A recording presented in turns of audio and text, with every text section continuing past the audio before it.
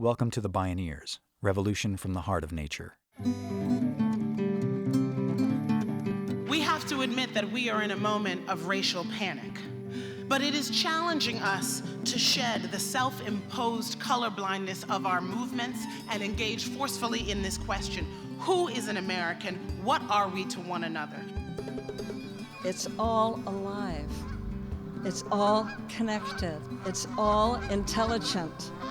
It's all relatives. We stand at the threshold of a historic opportunity in the human experiment to reimagine how to live on Earth in ways that honor the web of life, each other, and future generations. It's a revolution from the heart of nature and the human heart. In this series, The Bioneers, Revolution from the Heart of Nature, we celebrate social and scientific innovators with breakthrough solutions for restoring people and planet, creating a future environment of hope.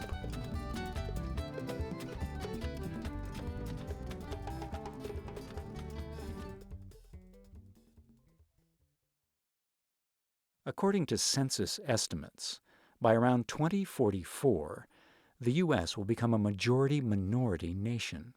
5 states, including California and Texas.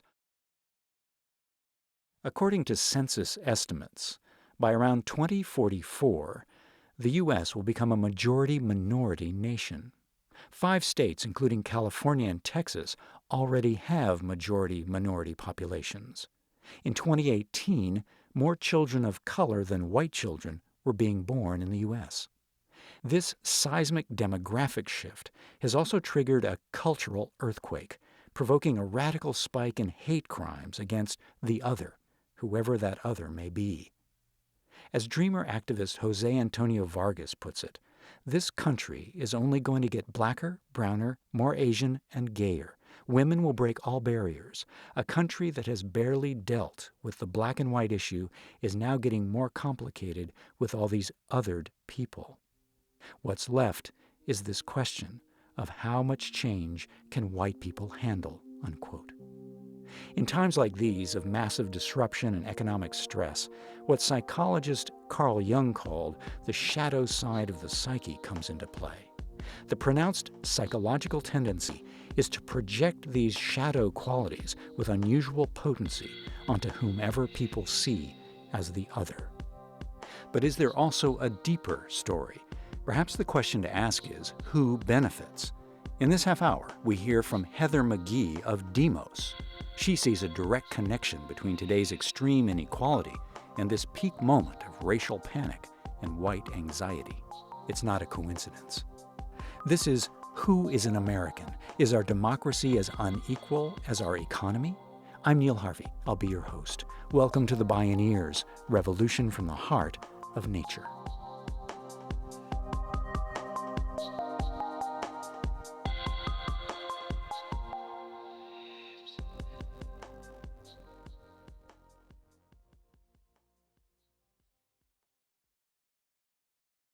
Demos is the Greek word for the people of a nation, and it's the root word of democracy. Demos' mission is to work for an equal say and an equal chance for all. We address the intersection of political, social, and economic inequality because we know that the inequality of voice in setting the rules drives the inequality in economic outcomes. And we know that inequality has always been built on a scaffolding of racial and gender hierarchy. Heather McGhee is a distinguished senior fellow at Demos, a public policy organization that works to reduce political and economic inequality. McGhee and Demos have helped establish landmark consumer protections and contributed to policies that regulate financial institutions. They've successfully promoted pro-democracy reforms such as public financing of elections and same-day and automatic voter registration, initiatives that became law in 12 states and Washington, D.C. Heather McGhee is encouraged by the advances that progressive movements have made toward achieving equality and equity. But she also believes it's high time that people in the U.S. address the root causes of the extreme inequality that distorts and divides the economy, society, and democracy. Heather McGhee spoke at a Bioneers conference.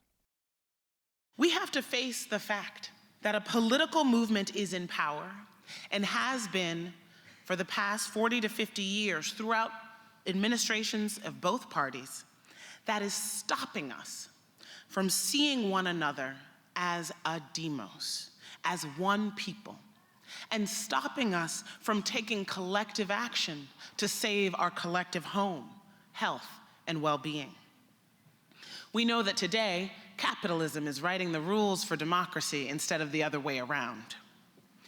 We know that these rules allow dozens of the most successful US businesses to spend more on lobbying and CEO bonuses every year than they contribute to their country in taxes.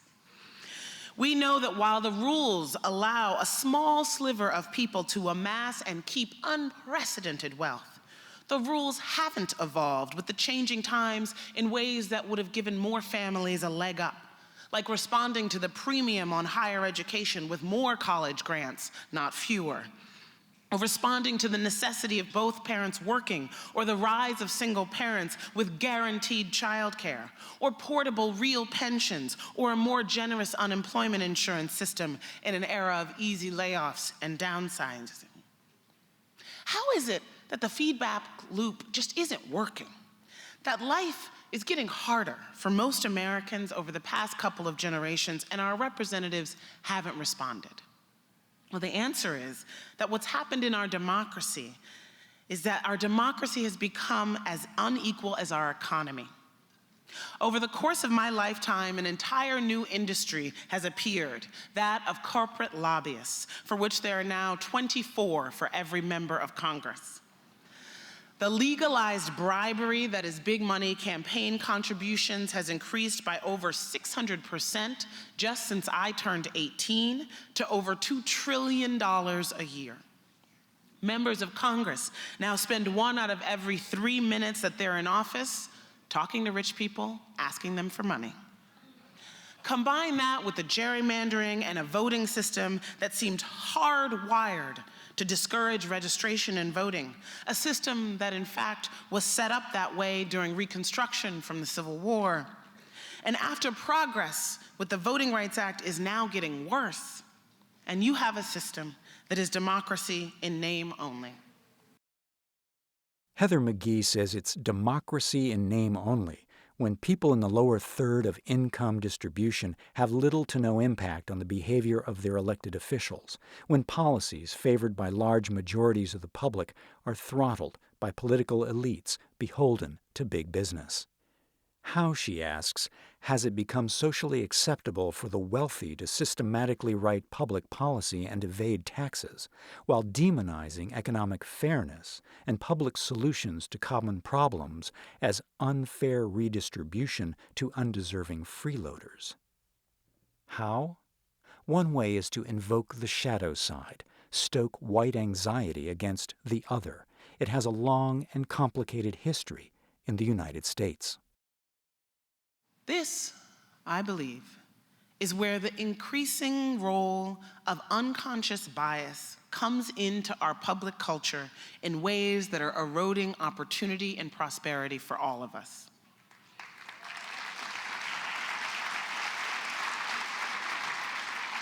Since the civil rights era, we have had a deep and growing anxiety in this country about who is an American.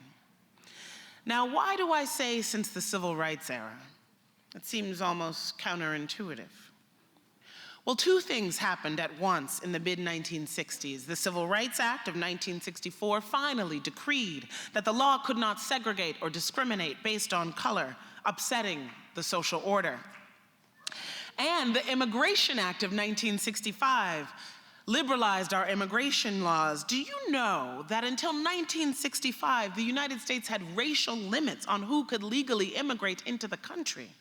There was a strict limit to the number of Asians and Africans, for example, and even a limit on Southern and Eastern Europeans. The Italians, Poles, and Greeks were considered too ethnic to become citizens. Northern European countries had no limit whatsoever. Think about that. Think about how that shaped immigration. And so when that finally changed in the mid-1960s, the next 50 years saw an amazing transformation in the physical appearance of who is an American. And all of that exponential demographic change really began after the civil rights movement faded. So why does this new diversity matter to a political movement that relies on Americans' feelings about public solutions to common problems, about economic fairness, public investment, taxes, jobs, and collective bargaining? Why does diversity matter? Why is it that no Democratic candidate for president has won the majority of the white vote since Lyndon Johnson signed the Civil Rights Act? Now, I could tell the story of what has shifted in our economic rules to create this current era of unprecedented inequality without talking about race, and many do. But when we acknowledge that government investment is essential to a strong middle class, to prosperity, to the possibility of shaping our economy in the public interest, we have to ask why, since the civil rights era, has the US retreated from the public supports that made our levels of mobility and security the envy of the world?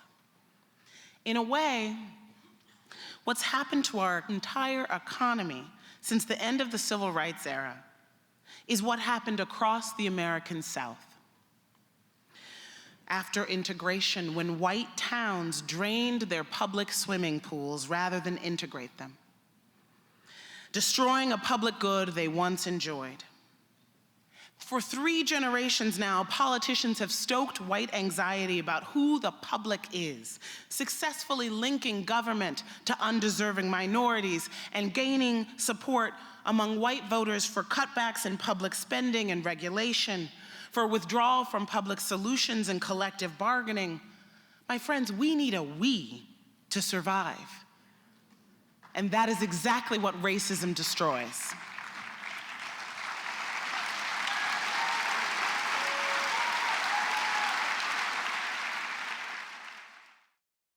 Very much like today's global disruptions, in the late 19th century, an unprecedented wave of corporate globalization caused massive global migrations and racial mixing. Like today, mass social movements erupted worldwide to resist these robber barons. As author Pankaj Mishra wrote, quote, "For fearful ruling classes, political order depended on forging an alliance between rich and powerful whites and those rendered superfluous by industrial capitalism. Exclusion or degradation of non-white peoples was a way of securing dignity for those marginalized by economic and technological shifts." Today, Mishra described, as revolts erupt against globalization, politicians and pundits in the Anglosphere are again scrambling to rebuild political communities around what W.E.B. Du Bois in 1910 identified as the new religion of whiteness, the ownership of the earth forever and ever. The religion of whiteness, Mishra concluded, increasingly represents a suicide cult, unquote. This white supremacy ideology is radically out of step with the ground truth of American culture and the arc of today's diverse, interdependent world. But as a social construct, racism has proven to be a reliably effective shadow side strategy to divide and conquer. I'm sure you're all aware of the studies out of Harvard University of implicit bias, where you're asked to quickly associate words with faces. And those studies demonstrate that we are nearly universally less able to quickly associate darker faces with positive words, though white respondents found it more difficult than people of color.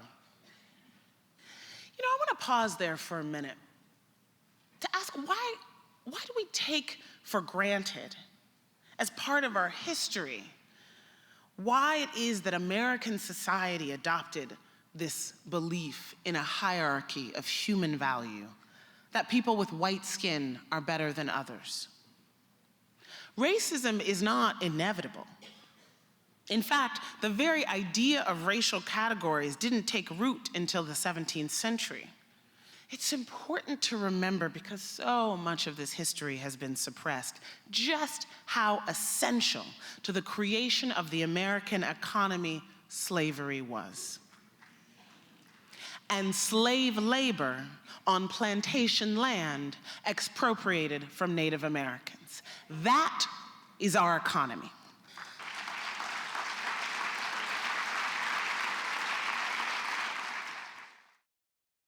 Historically, the invention of whiteness dates back to 1676 in the Virginia colony, which was then a corporation of the British Crown. European indentured servants and African slaves joined forces to rise up against the ruling class. At that time, whites and blacks lived and worked together, intermarried, and had children. There was more interracial contact then than there is now. Called Bacon's Rebellion, the insurgency was quite successful, causing the elites to begin experimenting with ways to divide and conquer. They tried religion, language, and place of origin before they stumbled upon race. They began passing anti-miscegenation laws, and they taught the newly minted whites that their role was to identify with the elites and to police non-whites. They created a new identity that hadn't existed before. Who benefited? Black lives were the original currency of America, says Heather McGhee. By 1860, slave labor produced 80% of the gross national product. At our founding, those in power chose to make American slavery different from other forms, not just indentured labor, but hereditary, inexorable. And they did it alongside these proclamations of equality and liberty that we now hold dear as our American creed, that it is self-evident that all men are created equal, that all men are entitled to liberty and the pursuit of happiness. It's a heart-stopping contradiction. The only way for men to write those words while owning other human beings was to create a belief system in which those people were not human beings. So for our first centuries, African Americans were property. For the subsequent ones, and up until the late 1980s, in fact, explicitly racist laws conspired to deny African Americans of property. We live on one of the most biologically and ecologically diverse lands on the planet. We have rainforests and deserts. This treasure that we sing about, from sea to shining sea. And yet it is not ours. It has never been ours. We stole it, we killed for it, and we have not made amends.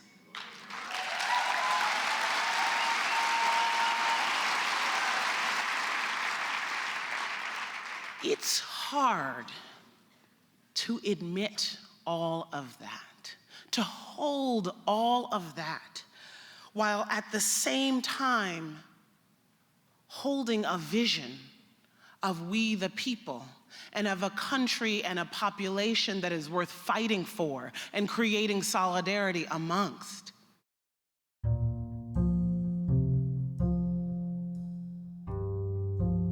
When we return, Heather McGhee seeks to reconcile two very different visions of America, and she asks, how can we create one out of many? This is Who is an American? Is our democracy as unequal as our economy? I'm Neil Harvey. You're listening to the Bioneers, Revolution from the Heart of Nature.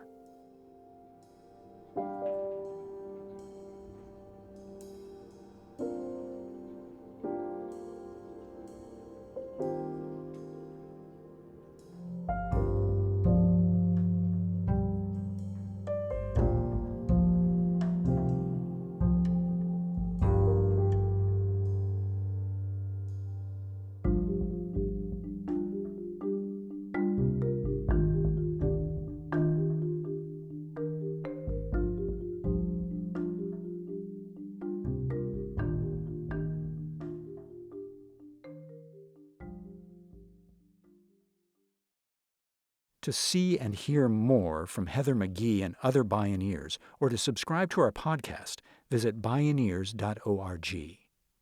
Heather McGhee believes the first step toward racial reconciliation is to step out of denial. It's not going to paint a pretty picture, but we can't get past it without going through it. You know, we have this myth of American innocence. My friends, why is it not common knowledge to us that when Hitler and his regime looked for a model of a way to create a society where citizenship and humanity was cabined only to whites in every single legal, policy, economic piece of infrastructure, they looked only to us as the model. And yet, I'm an American. And yet, I, the descendants of enslaved peoples, am proud of my fellow people. How do we hold that? Because if we can't hold a vision of an America worth saving, we won't.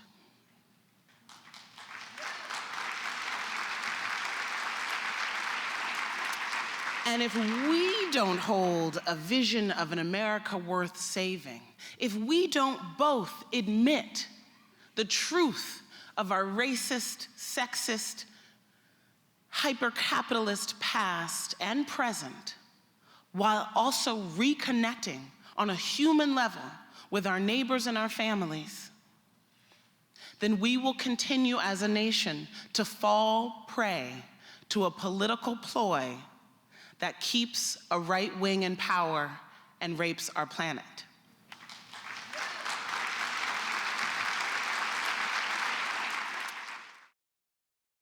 When candidate and then President Donald Trump began stoking racial, religious, and ethnic hatreds and openly embraced white nationalism, his flagrant othering also provoked an overwhelming public resistance.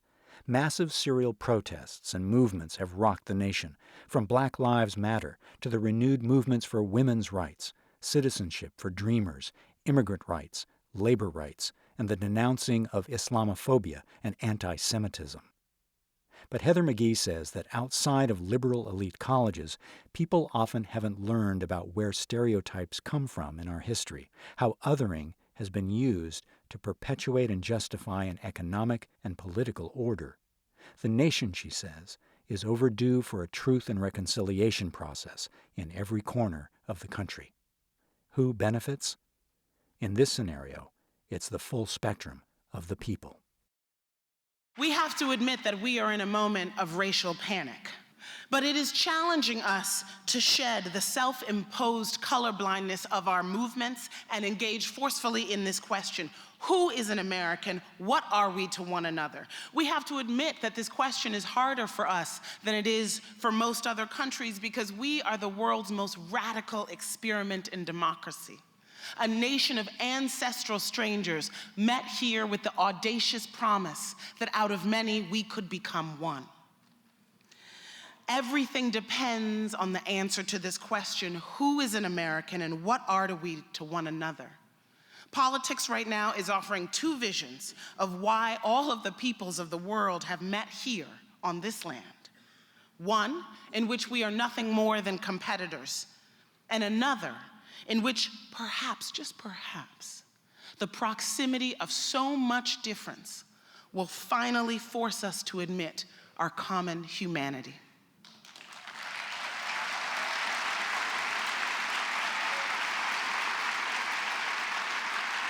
I don't know about you, but I need to find a way to love this country. And one of the things that helps me do that is because of the beauty of who we are becoming. The fact that by the time I am, goddess willing, nurturing my grandchildren, there will be no racial majority in this country. The fact that here today there is someone in this country claiming citizenship who has a tie to every single community on the globe. That is the we the people that I can believe in. The other side is saying that demographic changes are the unmaking of America. We must proclaim that they're the fulfillment of it. We must declare that what they say is a threat is in fact our country's salvation. For when a nation founded on a belief in racial hierarchy truly rejects that belief, then and only then will we have made a new world. I believe that is our destiny if we have one. To make it manifest, we must challenge ourselves to live our lives in solidarity across color, origin, and class. We must change rules that disrupt the very notion that those who have more money are worth more in our democracy and our economy.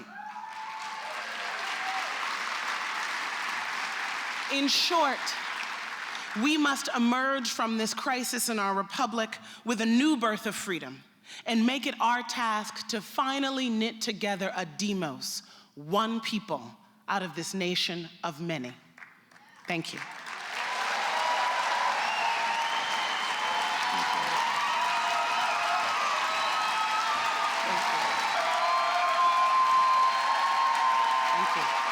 Thank you.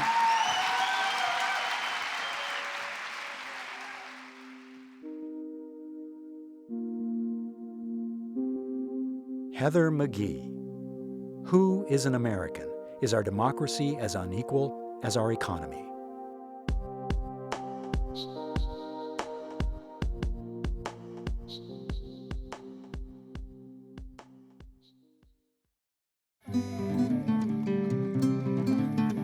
You can see and hear more from Heather McGhee and explore award-winning Bioneers radio programs, podcasts, blogs, and videos online at Bioneers.org. For information on attending the National Bioneers Conference and Bioneers events in your area, please visit Bioneers.org or call 1-877-BIONEER. The Bioneers, Revolution from the Heart of Nature is a production of Bioneers and Collective Heritage Institute. Executive producer, Kenny Ausubel. Written by Kenny Ausubel. Senior producer and station relations, Stephanie Welch. Host and consulting producer, Neil Harvey. Producer, Teo Grossman. Program engineer and music supervisor, Emily Harris. Our theme music is co-written by the Baka Forest people of Cameroon and Baka Beyond from the album East to West. All royalties from Baka compositions and performances go to the Baka Forest people through the charity Global Music Exchange. Find out more at globalmusicexchange.org. Additional music was made available by Mind's Eye and Dr. Wrinkle at freemusicarchive.org and by Blue Dot Sessions at www.sessions.blue. The opinions expressed on the Bioneers, Revolution from the Heart of Nature are those of the presenters and are not necessarily those of Bioneers and Collective Heritage Institute, the underwriters, or this radio station. My name is Neil Harvey. Thank you for listening. This is program number 1317.